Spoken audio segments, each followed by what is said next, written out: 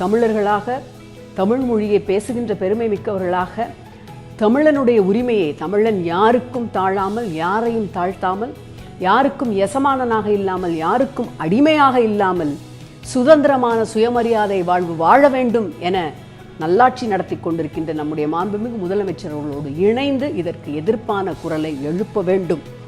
தொகுதி மறு சீராய்வு என்ற அடிப்படையில் நமக்கான தொகுதிகளை நாம் குறைத்து இழந்து விட்டோம் என்றால் இப்பொழுது கேட்கின்ற அந்த அளவு கூட நம்முடைய குரல் ஒன்றிய அரசாங்கத்தின் செவிகளிலே விழாது.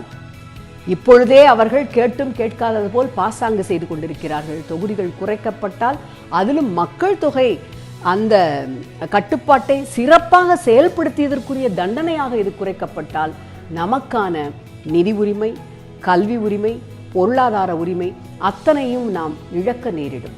தமிழ் மக்களே, விழித்துக் கொள்ளுங்கள். தமிழ்நாட்டு முதலமைச்சரோடு